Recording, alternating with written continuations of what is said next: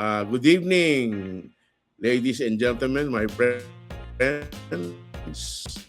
Good evening in Manila, and we welcome you to this new episode of Asia Pacific Insight Podcast, where we discuss security issues, foreign relations, and things that are happening in the Indo-Pacific region that affects the Philippines. For tonight, we have our regular guests, Colonel Dencio Acop from Boston, Massachusetts, who brings his expertise in the field of military. And Good morning and in good evening. Washington, yeah, good evening, Colonel. In Washington, we have Rodney Haleco, our journalist friend, who also brings expertise to the table. So for tonight's episode, we have a lot to be discussed, including the end of the war in Iran. Ladies and gentlemen, do you think that the war in Iran has really ended with the signing of a memorandum of understanding between the United States and Iran? What can you say, Colonel? mukhang pinupurnada yata ng Israel yung peace deal. When I opened the comms this morning, nagulat ako na Israel has just bombed targets again in Lebanon, and I don't know kung meron pang iba, but to me that seems to signal that Israel is not at all interested in ending any conflict with Iran. So I don't know, it seems to me na siguro si President Trump will be in a bind, di ba? Kasi the US apparently now wants to end the war, even if it's at a loss to them, to the United States. Meron nga akong nakita na comparative assessment data comparing Obama's deal with Trump's deal, and syempre from the statistics alone we can see that it doesn't seem to be a good one for America. But I guess Trump and the Republicans are a bit desperate because elections are again coming up, and they have to look good kahit papaano with the American voters, especially with the war nga in Iran, which a lot of people have been saying was a bad idea in the first place. They should not have gone into it. But apparently, it is Israel also. I think that is working behind the scenes. It got the U.S. involved, right? And now that the U.S. wants to pull out, apparently, Israel doesn't want and it's proceeding with its own agenda, and still dragging the US with it, because Iran, I don't think will diba? It's not. I mean, it was Israel and the US that attacked Iran. So parang if you are Iran, di ba, parang even if you sign a peace deal with America, but Israel is still attacking your allies, and you, syempre, indirectly, I don't think Iran will agree with such a peace deal. Although it also has many things to gain in the compromises that Trump is making in this peace deal with Iran. So medyo na, I think even Iran itself is kind of in a bind in this thing that Israel is still trying to do, but just the same, I don't think it can agree to a peace deal with Israel still attacking. Okay, so Rodney, what's your take? Yeah, ang take ko is that, as President Trump has demonstrated time and again, all agreements are subject to his whims. So this MOU, tsaka it's rather weird, no? Na a peace agreement is done through an MOU. Kasi usually di ba sa business yan, di ba? Anyway, right now that MOU is being attacked, no? Even by his own allies in on Capitol Hill. It's a very unpopular agreement in the sense that it allows Iran to sell oil, no? And it unfreezes yung mga frozen Sanctions. accounts niya, no? Mhm. These accounts were frozen even before this Trump war, even before this year. These were frozen even before this war. So it's a bonanza for Iran. No? Everybody who's looking at it right now believes that it was the US that surrendered. No? Although si President Trump is trying to portray it as sabi niya, it was a unconditional surrender by Iran, but most of the public think otherwise. So, and the important thing here is, sabi nga ni Colonel na this is hinging so much on Israel, which was never party to the agreement. It never signed the agreement. It was not included in the negotiation. So they're not bound by anything. And yet, the MOU, there is a line there that says kailangan ceasefire lahat, no? Even in, especially in Lebanon. But what happens now that Israel feels no obligation to observe that, no? It will, and Netanyahu right now is under pressure himself, no? Parang sila ni Trump are in the same boat because his government is dominated by the right, and apparently the right in Israel is they want Israel to move into Lebanon. So, but so far, Netanyahu has resisted that because of pressure from Trump. So, ang si Netanyahu now is na yung parang si yung naiipit sa dalawang boulders, no? Dalawang nag-uupugang bato. And his own actions are dictated by the interaction of the pressures on him. So, and ngayon, Iran has found a new weapon, no? The Strait of Hormuz, which was never closed, before the war, before Trump attacked Iran, has never been closed. Now, they have proven that it is a weapon. It is a leverage. They can open and close that. So, and it's relatively easy to do that, to accomplish it. The U.S. keeps boasting, si Trump keeps boasting that they have decimated the Iranian military, no? Wala na raw Navy, wala na raw Air Force, wala na raw, napilay na raw yung Army, and yet Iran can close the Strait of Hormuz at will. No? Whenever they want to close it, they can close it easily just by harassing yung mga ships doon. Right now, it's open, but it might be closed again. We never know because of what's happening in Lebanon. Sa akin, ang isang observation ko dito is Ukraine and Iran have demonstrated that you can keep superpowers at bay, no? Ukraine in the case of Russia and Iran in the case of the United States by finding ways to prolong it.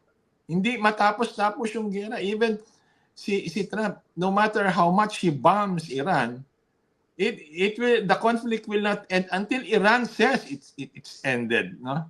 So yung initiative is no longer with the US, it's with Iran already. So now ang problema ni Trump, ni President Trump is merong midterm sa November, a few months away, no?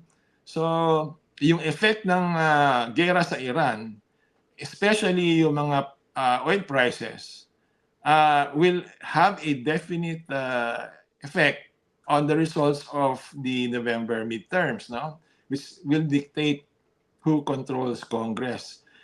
Alam mo, ang peril talaga doon, ang talagang fear ni President Trump is if the Democrats win both the House and the Senate, then there's a good chance that he can finally be impeached and convicted, no? Talagang matatanggal siya sa pwesto kung nagkataon na the Democrats win sufficient number of seats in the two chambers of Congress.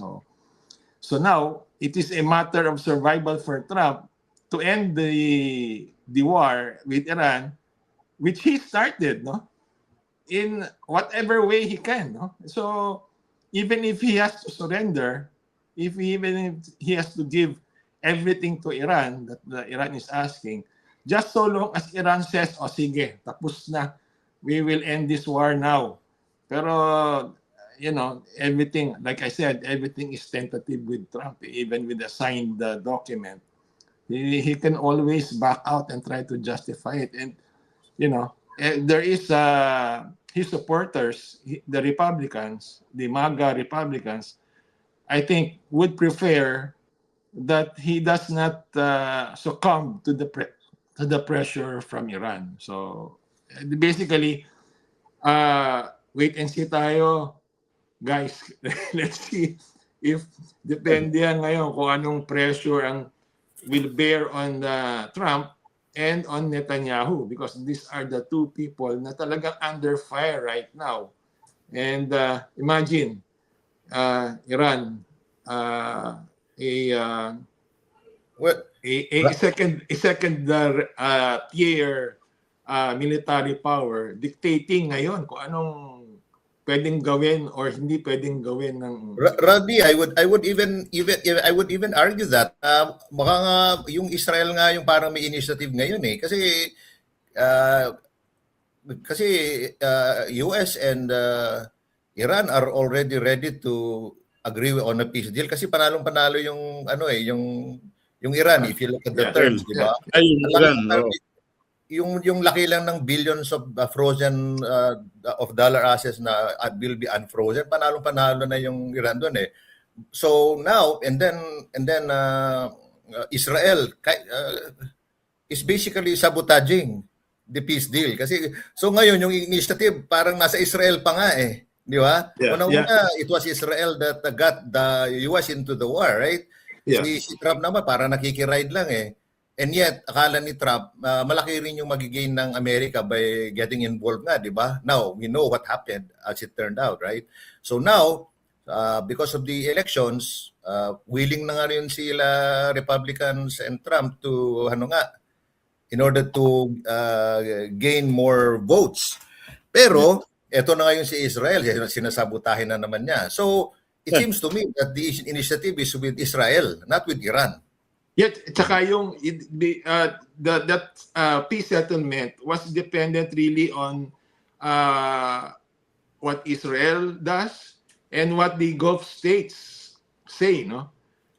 Pumayag na yung Gulf states ng yung 300 billion reconstruction fund will be financed in part by the Gulf states. So ang nangyari ngayon is yung biggest fear ng mga Gulf states, especially Saudi Arabia, is if after the war, Iran ends up stronger, no? Yun ang biggest fear nila eh. And right now, it's happening, no? So, Iran is going to get stronger with this. Yan ang magandang nagagawa ni Trump, if you ask me, sa international relations niya. Yung sa kapalpakan ng mga ginagawa niya, ang lumalakas actually yung mga allies. So thanks to Trump din kasi for example, he urges the allies to up defense spending. In the long run, if you think about it, that's also good for the allies, di ba? Whether it is NATO or even the allies in the Indo-Pacific.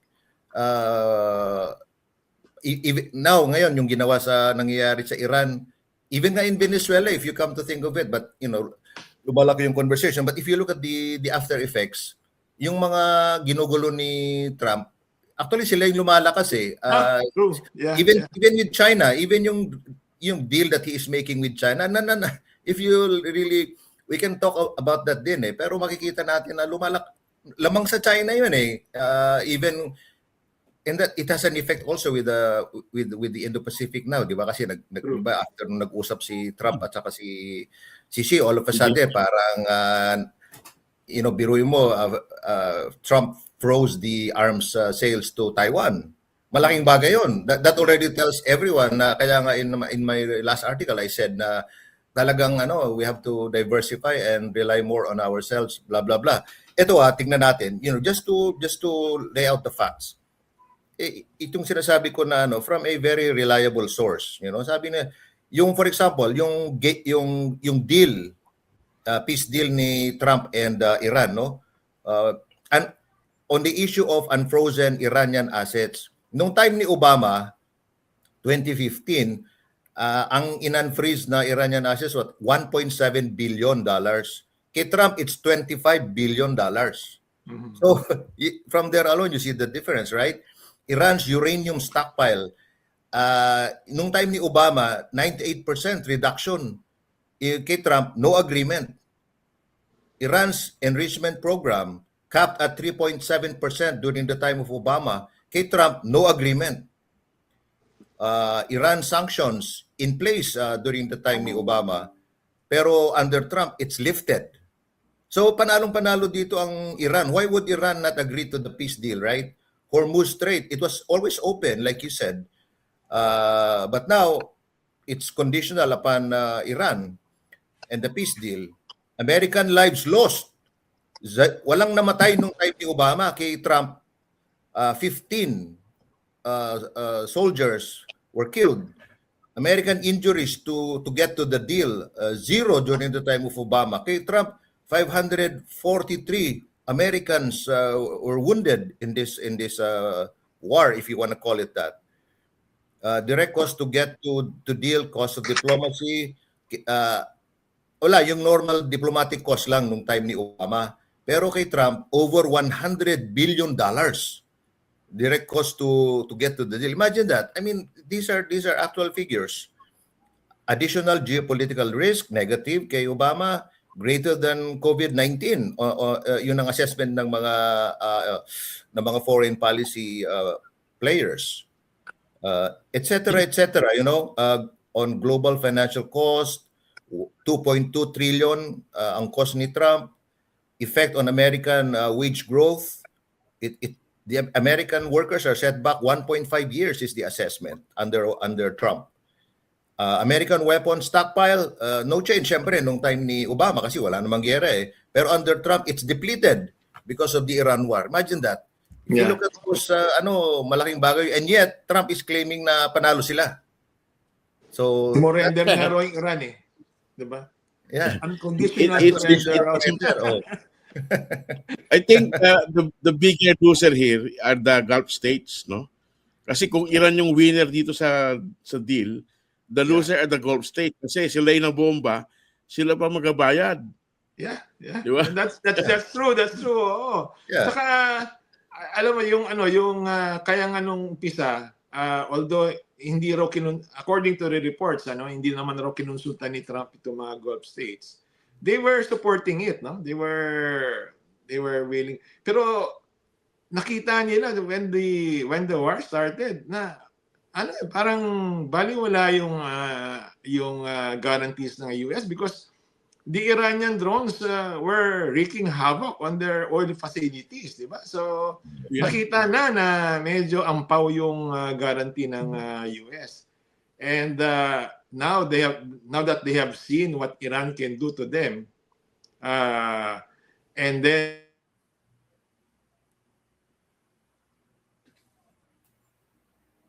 Iran, no?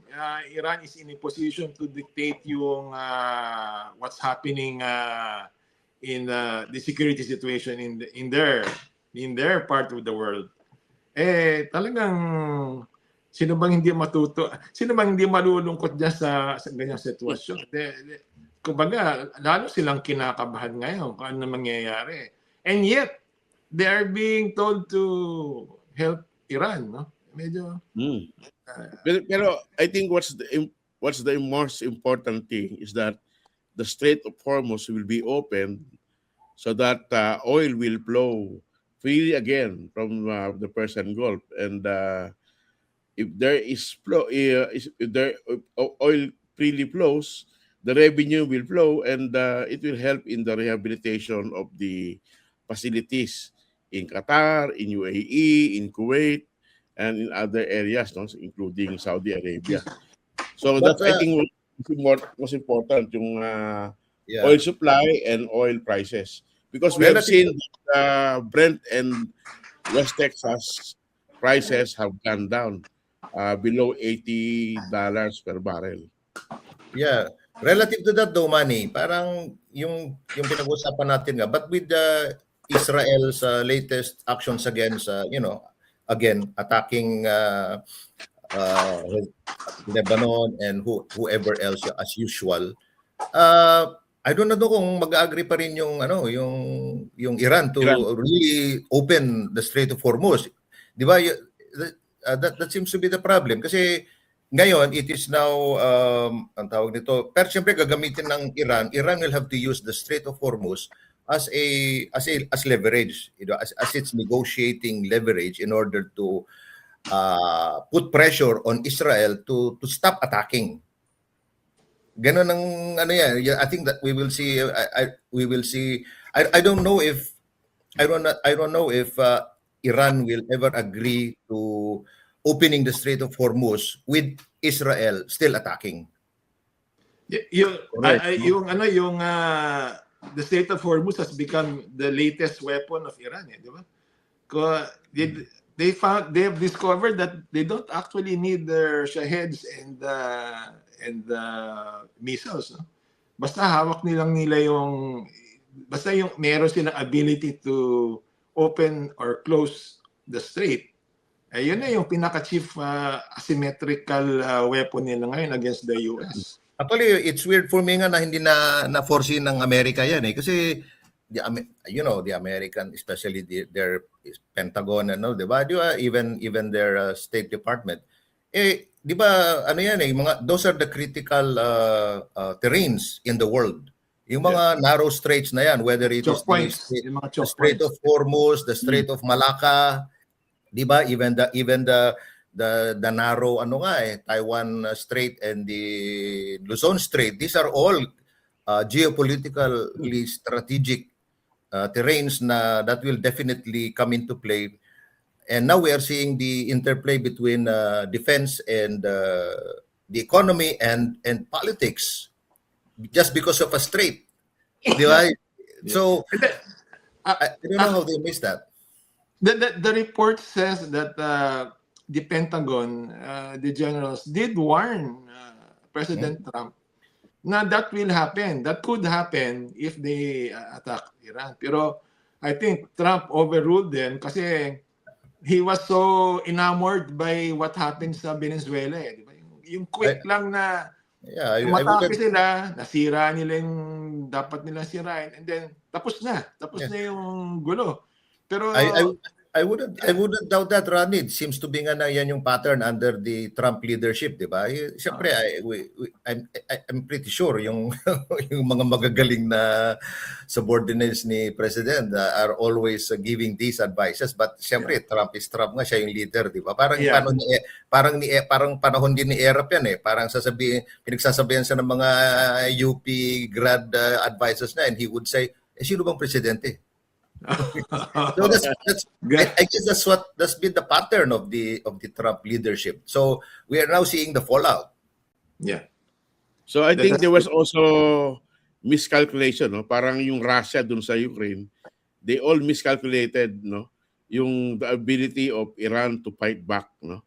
Kasi ang Iran will not bow down. So ibig sabihin maski natalo na yan sa tactical, no?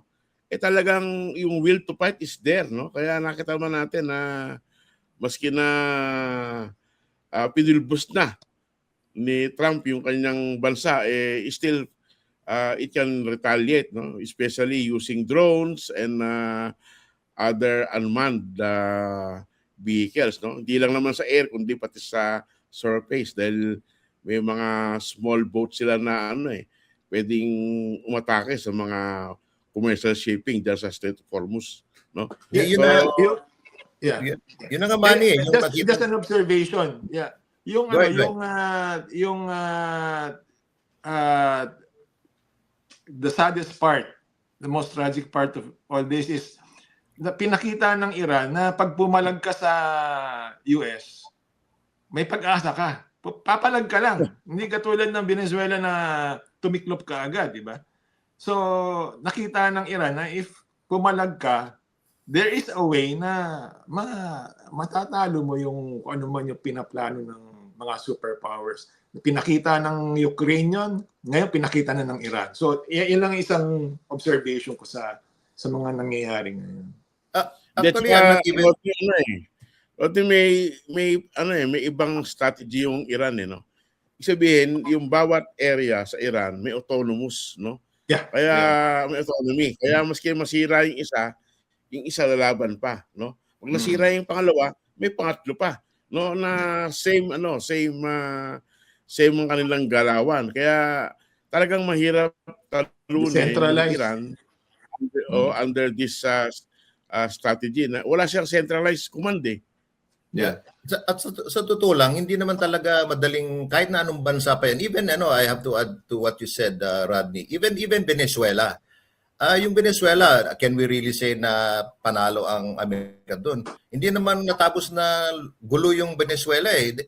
You know, America just stopped because di ba what happened was tuloy pa rin naman yung gobyerno ng Venezuela. Hindi naman, it's not like, it's now just under US. Hindi naman, eh. It's still the same country. It takes a lot to invade another country and say na talagang kontrolado mo, decisive victory, and etc., di ba? Hindi naman ganoon ang nangyari sa sa Venezuela, eh. Ang nangyari lang doon parang yung operation na ginawa kay who was that Panamanian leader that they captured, Noriega.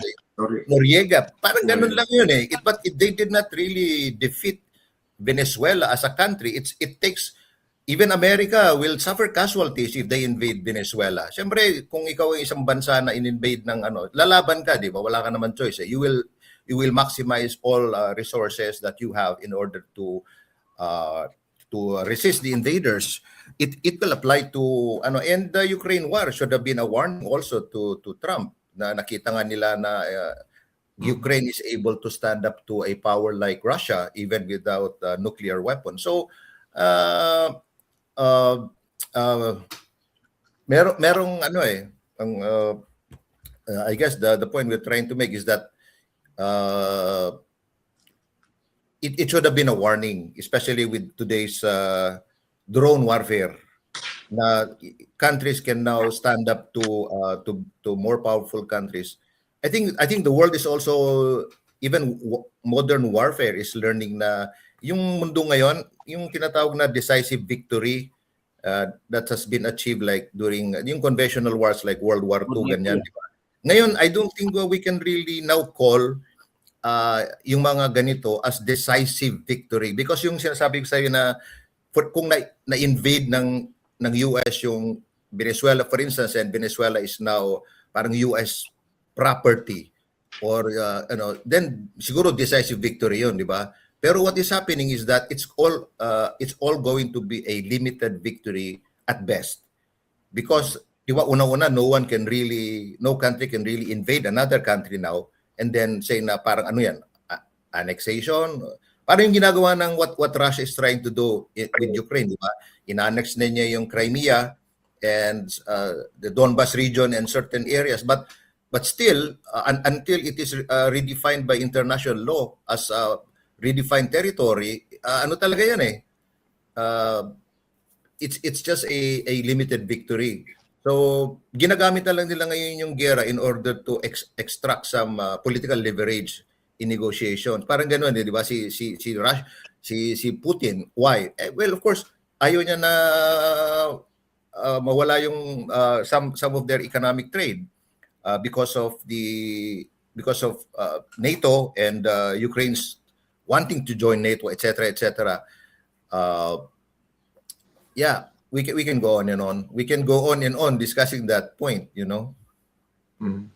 So this leads me to my second question, no? If the US is becoming an unreliable ally, so where can the Philippines turn to? So now the Philippines has secured alliances with France, Germany, Canada, Australia, Japan, New Zealand, and are these small alliances helping the Philippines counter China's creeping influence in the South China Sea? What do you think, Rodney? Yeah, sa akin kasi yung what happened in Ukraine and Iran has already demonstrated nabago na yung landscape ng warfare today. So whether the Philippines is able to learn from the lessons, siguro maganda tingnan yung kung ano yung mga strategy ngayon na pinopursue ng Philippines, which is talagang multilateral cooperation siya no? Yeah, because sa any asymmetric strategy, you have to identify first kung ano yung biggest strength mo. And right now, I think the Philippines realizes that the biggest strength is the geography, the location of the Philippines. Ito nga yung latest, yung the German president, no, visited Manila. Medyo ano ka rin, you will ask the question, what is Germany doing in this part of the world? No? Why are they pursuing a visiting forces agreement with the Philippines? No? Apparently, that's one of the discussions, di ba? Ni-raise ni President Marcos yan nung press con siya. So, I think even Germany realizes that the Philippines is a cog, no? The location itself, it's not the military power, no? Kasi talagang medyo among all the countries in that chain, no? The Pacific chain that runs from Alaska down to Australia, yung defensive chain against China, the Philippines is still considered the weakest of the chain, no? Even after the billions that the country has spent to modernize the armed forces of the Philippines. It's basically the location. It's very strategic, no? So the Germany wants to apparently develop a logistics hub dito sa Clark, no? For servicing yung primarily Lufthansa, di ba? Yung airline nila, yung aircraft nila, they want to establish a logistics and repair hub, which is basically not a new everybody wants to develop the Philippines as a supply and logistics hub. So yeah, repair, logistics, resupply. Japan is also that's one of the reasons why Japan is expanding its presence in the Philippines, no? Yeah, not only for security reasons, but also for economic, no? May economic agenda sila sa Philippines. It's now yung pursuit of the Philippine pursuit of international partners, no? Madami na, 'di ba? Madami na, and it's growing, no? NATO is the NATO member countries are actively pursuing security relations with the Philippines, primarily because of the yun na nga yung advantage ng Philippines, no? Yung chief asymmetric weapon ng Philippines is the location. Kung Iran may Strait of Hormuz, the Philippines is yung South China Sea and the Taiwan Strait, no? Those are the choke points na that the Philippines can play, no? So, and it's also the chief weapon against China, no? The more na i-threaten ng China ang Philippines, the more that the Philippines feels compelled to look for international partners who can counter, kasi we cannot on our own counterweight yung Chinese superiority in the military superiority, no? But the Philippines can get partners who can deliver the counterweight para ma-neutralize yung military superiority ng China. And I think that's the reason why the Philippines has been actively and aggressively pursuing a coalition, no? A coalition of partners, powerful partners that could compensate even if the US pulls back, no? Although may indications that they may not, no, because of they are actually withdrawing from NATO, di ba? Nag-reduce sila ng puwersa sa Europe, and those forces have to go somewhere. So there's a probability that the shift will benefit the Philippines, Asia, no? Kasi of the growing threat from China. So may logic and may reason why the Philippines is pursuing all these coalition partners, no? Kasi ito na yung panglaban nila sa China actually, na the more na the world becomes involved in helping secure the South China Sea and the Taiwan Strait, and then that means greater security for the Philippines also, no? Okay. It cannot do on its own. So Colonel, what's your take? Do you agree with Rodney's point of view? Yeah, yung 'di ba, the world is a globalized village na ngayon. It's actually shrunk. It's become smaller. So I think it's basically sabihin na natin, okay, ano ba yung trend? Multilateralism versus bilateralism. Normally, it is the powerful countries that prefer bilateralism, right? Kasi it is able to impose more its will on the weaker partner, right? Multilateralism naman is the favorite international relations weapon of weaker countries, so that they can get their national interests more along with other countries with like or similar interest versus a powerful partner. Kasi and even this multilateral pool na ito, siyempre it's not only for economic purposes, but it's also for military defense, which is also part of the political process.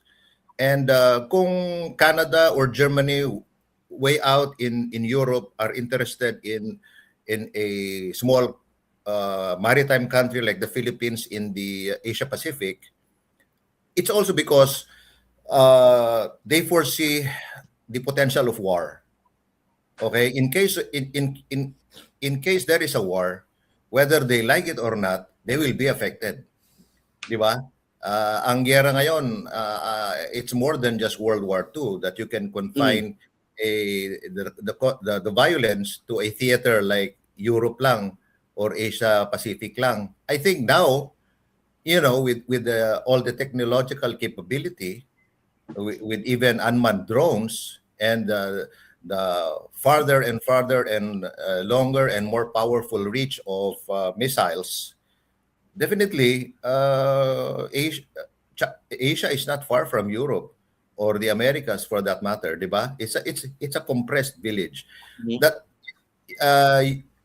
kaya syempre kung ikaw yung Canada or Germany or France, you would be interested even way out in the unang-una, there's the issue of trade. Our raw materials come from very far out, di ba? So, doon pa lang meron ka ng economic interest eh. So, kung apektado yung ano kasi chinoke ng China yung South China Sea or chinoke ng Iran yung Strait of Hormuz, eh syempre apektado ka rin, di ba? It doesn't matter where you are, even if you are on the other side of the globe. So, over and above this also, I think many of the countries that benefited from the moral or liberal world order led by the United States after World War II, they feel threatened with the upcoming alternate global order that is being championed by China. And we are already in this, di ba? Meron ngang ano natatapatan na ng China ngayon yung the international mechanism that were put up by the Western powers, di ba? Like halos may katapat na nga yung United Nations. May katapat na nga yung IMF, World Bank, di ba? May katapat na nga yung the China's basically put up its own parallel structure. So in this network of competing interests, siyempre the allies of the old Western allies are threatened. And ano ba talaga to, which is better, continuing to align ourselves with the United States or China or both, play both. So there's a lot of that happening nowadays, right? And not to mention, nandyan pa yung Russia. And now, Israel also.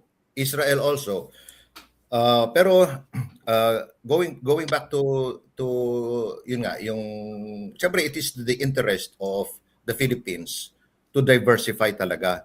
And in my last article nga, I said na it doesn't necessarily mean to say na just because a country now is not even aligned with the United States, that it will lose a war. Not necessarily. Because like I said, unang-una, the end of war now is not really decisive victory, but limited gains. You win some, you lose some, right? So even that alone, hindi guarantee na ano eh. And with what we are seeing in even especially in Iran nga, the US is looking more and more like an unreliable partner, right? In the same manner that Ukraine has revealed Russia also to be not necessarily a winner all the time just because it's powerful. And also China with all of these allies now, yung kaya nga maganda yung di ba? Yung iba naman yung trilateral agreement between the United States, Japan and the Philippines. That's very good because it's integrating yung South and East China Sea to the Taiwan Strait. All of these concerns, these are surrounding China. If you notice, all of the allied countries from Australia all the way up to the ASEAN, all the way up to Taiwan, South Korea, Japan, na-encircle nga yung China eh. And that is why it is going for bilateralism more than multilateralism because it wins in bilateralism. Samantalang ito na pinagtutulong-tulungan na ngayon siya ng maraming mga malilit na bansa. Actually, the US is also part of the Asia Pacific because there's Guam, there's Hawaii, Pacific country din ng Amerika eh. So it's not really an outsider, it's an insider.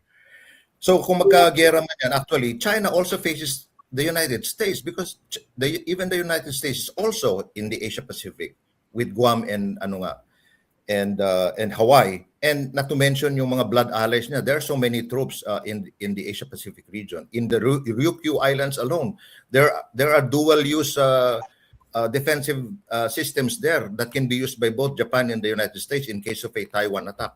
Yung ginagawa ng Japan and with the other allies and which is being taken advantage of by the Philippines, it's because of the impending attack on Taiwan. That's what's fueling it. Why all of a sudden Japan is very alive? Eh kasi it feels threatened. It feels na pag inatake ng China yung yung Taiwan, parang inatake din yung Japan. So if you are Japan, what are you going to do, di ba? Talaga namang you will be forced to awaken again as an imperial power rather than be smothered by China. So ganun ang ginagawa ng Japan ngayon. For self-defense, for survival. Philippines, ganun din, di ba? Philippines, siyempre, bakit ganun ang ginagawa ni Gibo? Pusang alaw, atakihin tayo, papatayin tayo ng mga, we have to do everything we can in order to prevent this from happening. Because hindi biro-biro to. Yung kung nakita natin sa Middle East na binomba ng Iran, yung nagpadala siya ng mga missiles to all of the Gulf allies of the United States, that's exactly what's going to happen in the First Island chain in case of in case the Western allies interfere when China attacks Taiwan. Siyempre, paulanan muna ng China yung mga EDCA sites. Where are the EDCA sites? Philippines. Di ba? Japan. Man, Japan is just a stone's throw away from Taiwan. Di ba? And then makita mo yung mga narrow waterways, wala namang ibang pupuntahan yung aircraft carrier ng China kundi yung doon sa waterway na yun eh. Essentially, we are all pulled in to such a possible China-Taiwan conflict. That's what's happening. So, Rodney, Colonel, what we are seeing is that many countries from the West, especially from Europe, Canada, Australia, and Japan, are coming into the Philippines because of one reason, the threat from China. Now, in connection with that, China has imposed a sanction on Defense Secretary Gilberto Teodoro Jr., and his family. They were banned from entering Hong Kong, Macau, and mainland China. Chinese companies and officials were also prohibited from engaging official business with the Teodoro family. Why do you think, Colonel, that Teodoro was singled out by the Chinese in their sanctions? I think it's very clear that the Chinese are very good at identifying the centers of gravity when it comes to threats against Chinese interests. They identify Gibo as a center of gravity of such a threat because Gibo is doing all he can to muster the support of allies, including the United States, Japan, and all of the allies that we have identified as its allies against the aggression, intimidation, and coercion of China in the South China Sea. So, siyempre, kitang-kita ng China yan eh. And so, definitely, you must remember that even before the China attacked Gibo, di ba, it was already attacking other officials, di ba, including the head of the Philippine Coast Guard, whoever advances the international law that the areas being penetrated by China are Philippine territory and exclusive economic zone. But as we can see, China seems to be consistent in all of its international pronouncements that these areas, even within the exclusive economic zone of the Philippines, and I don't know, probably even maritime territory, are its own. Why? Because of the 9-dash line. He doesn't want to listen to UNCLOS. Sabi niya, gawa-gawa lang ng Amerika yan. Ito, gagawa rin kami ng sarili namin. Why? Because we can. We are that powerful. So, ganun lang yung ano eh. So, if you ask me, dapat palakpakan natin si Gibo. By that is a baptism that Gibo is really doing a great job. Okay, Yeah. Rodney, Yeah, what's your assessment? Yeah, sa akin it's just the way I see it is parang China is desperate, no? Yeah, the other tactics are not working eh. So, alam mo yung China pag nahihirapan against pag nasasaktan sila on a country, no? Uh, like yung ito sa mga Micronesia, di ba? Yung ano nila is economic eh. They will curtail the yung pag tourism, yung paglabas ng mga citizens nila to vacation in a certain country na parang sa tingin nila hindi nila nagugustuhan yung ginagawa ng country na yon. Pipigilan nila yung mga tourists nila from going there, no? It's basically economic yung nila they try to punish their enemies through economically, no? Kung ano yung makaka-suffer ng sa economy ng country na gusto nilang tirahin, ginagawa nila yon. And apparently wala na silang magawa sa Pilipinas kundi they have started punishing individuals na, no, economically. And this is itong nangyari kay Secretary Teodoro is a sign na medyo nauubusan na sila ng options eh. They've started so sinasanction na nila yung mama, no? Pati yung pamilya na they are forbidding Chinese companies from dealing with Secretary Teodoro and his family. Alam naman nila na kuwang ko to, no? Medyo extensive ang mga business interests ito. But like you said earlier, apparently they have limited dealings with Chinese enterprises. So basically,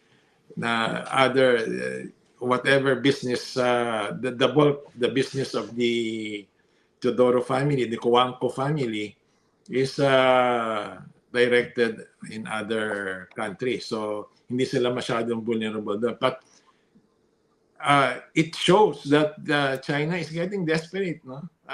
Medyo effective to si Gibo, no? Apparently, kinatakutan na ng China itong yung pinagagawa ni Gibo. Medyo nasasaktan na sila. So, sa akin, this is a manifestation of how much hurt they feel from the activities of the secretary. So kudos to Secretary Teodoro, no? Parang si Admiral Tariela rin yan, no? Kay Jay, no? Pag nasasaktan na yung China and this is a sign that they are feeling the pain, no? So more power to Secretary Teodoro. Keep up the good work. So kasi apparently he's effective, no? He's doing his job. And yung isang dito is primarily because the DND, no? Secretary Teodoro, being the Secretary of National Defense, is showing to be the catalyst, no? Of the building coalition, no? Against China. So it's more of DND, less of DFA. So ito na yung ito yung sign that the Philippines is doing a good job of building a coalition against China. Yeah, that's the way I see the sanctioning of Secretary Teodoro. Yeah. I would agree with Rodney, no, because I also see Secretary Teodoro of China by himself. No. No? Kaya Without the support of, he was able to paint China in the baddest position, no? In especially when he speaks in international forum like the Shangri-La Dialogue or in bilateral meetings in Europe, in Canada, and elsewhere. No? Talagang he's very effective. And for that, Secretary Teodoro is being supported not only by the military, by the Coast Guard, by the retired generals, but everybody, no, in the security sector are rooting for Secretary Teodoro, no, in this issue. No, Yeah. Let me I don't know what's the effect on that because I don't know if Secretary Teodoro is interested in going to China. Yes, Colonel. Yeah, which reminds me habang we were yung sinabi mong yan kasi isa pa palang 'di ba ang isang I think malutong na message kasi na sinasabi ni Gibo Chodoro is that he's basically now saying things like yung ano which is I think very hurtful to China because it kind of dismantles its strategy of ano nga alternative truths, right?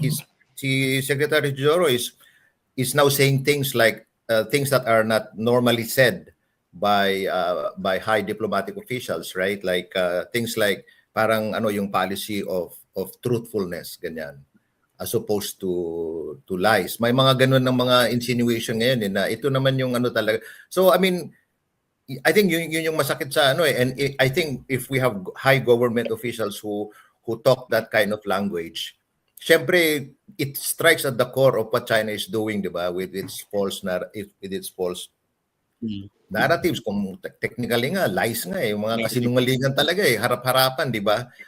You know what? I just got also ito na yung sinasabi ko kanina yung if there's breaking news, no? Iran's military says Strait of Hormuz is closed again, citing Israeli attacks in Lebanon and US bad faith. There you go. Yeah. Which goes back to the original question ni Manny, no? Now, if the war has already ended, no, it hasn't ended. Yeah. Medyo may it goes in may pause and then it goes, may pause and then it goes. So it's not the end.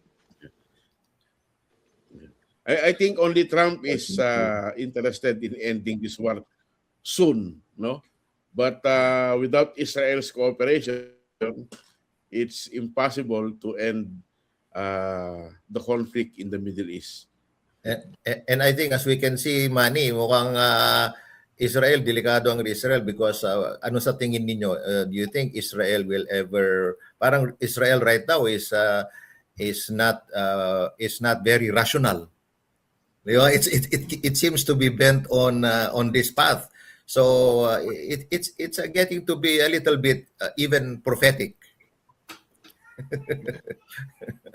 Baka Diba?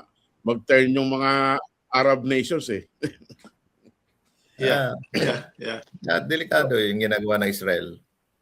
Because I think like all things, no, you know, sabi nga ni Clausewitz, diba, war is an extension of politics eh.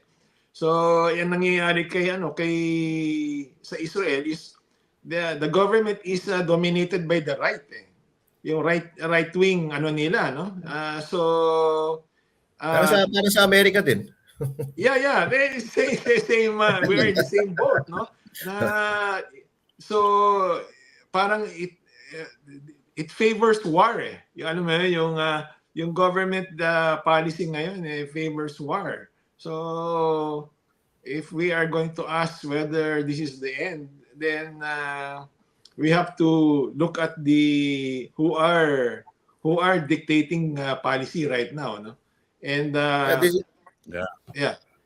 ito na yung mga wino-warning nila General Eisenhower at the end of World War II. Sinasabi nila, let's beware of the military-industrial complex that fuels both wealth for some people, but also the regeneration of war, which they had hoped to end because of World War II. Pero you know, it's ironic that although let's say that the government is heavily dictated by the right at the moment, for the US, no, in the case of the Trump administration, at least si President Trump has no dogmatic leanings eh. He is an opportunist. Businessman. No, he looks for opportunities eh. Kaya nga mas delikado siya, Rodney. That makes him even a lot more dangerous because he doesn't have any rational foundations. Yeah. Sarili But lang niya. He is narcissist, sarili lang niya, narcissist, di ba? Yeah, he is a weather vane eh. So, kung saan ang hiihip ng hangin, if the American public says na no, you have to end this war, he is not dictated by dogma na he is not a hawk in the truest sense of the word, no? He's just a wind vane eh. So, if the public says na we don't want war, then the chances are he will try to end it, even if it means surrender, no? Even if he means giving everything that Iran wants, just so long as Iran agrees to end the war, and if Israel, if it takes giving Israel whatever Israel wants, then he will. I don't think President Trump knows what he is doing. I don't even think that he knows what he wants. He is an irrational being. He is driven by his worldly inclinations. Yeah. He's driven by what? Walang Money. strategic He's driven by money. Strategic vision eh. So, ginagamit lang siya na spearhead ng Republican Party because he's the one who is able to do what other Republicans before him were not able to do because of his pagkaano nga niya, because of that quality of his. But it also has many side effects, downturns for America. So we are seeing all of this happening right now. Sadly. Pero public pressure is very strong. In America, the pressure is so strong to end the war. Kasi mahirap na yung buhay ng Amerika. Actually. Siyempre, yung presyo pa lang ng gasolina eh. Ang mahal-mahal dito. Dati, nasa mga pinakamahal na yung $3 lang, di ba? Ngayon nga, $4.50, almost $5. Yeah, pero,